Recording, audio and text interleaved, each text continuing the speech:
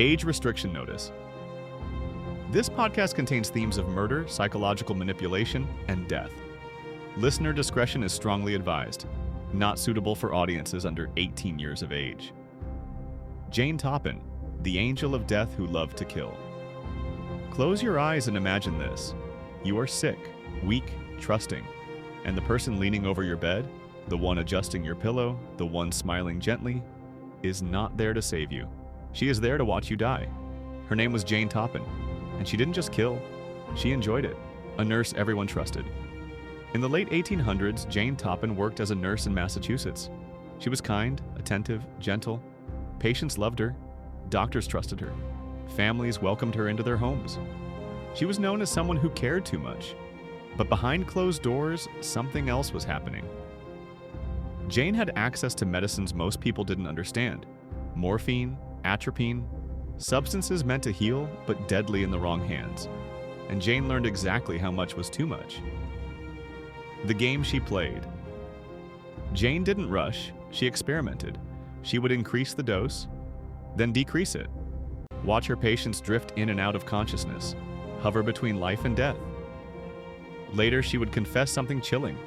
She would lie beside them in bed, hold them close, and wait for the moment their breathing stopped.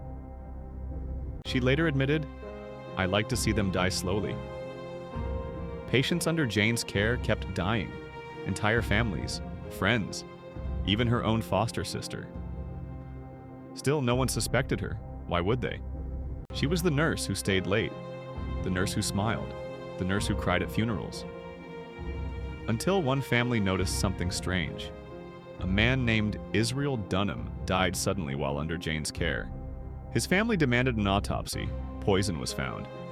And suddenly, Jane Toppan wasn't an angel anymore. She was a suspect.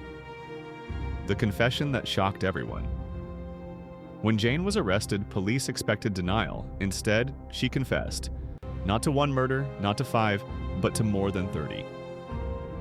And then she said something that froze the room. "I wanted to kill more people than any other man or woman who ever lived." Doctors examined her mind. Their conclusion? Jane Toppan was legally insane. She was sent, not to prison, but to a mental hospital, where she lived quietly. Until her death in 1938. The final question. Jane Toppan wasn't violent in the way we expect killers to be. She didn't chase. She didn't scream. She didn't leave blood behind. She healed by day and killed by night. So the question remains, how many lives were lost simply because they trusted the wrong person? And how many more were never counted? Thank you for listening. True crime isn't just about killers, it's about trust, fear, and the thin line between normal and monstrous.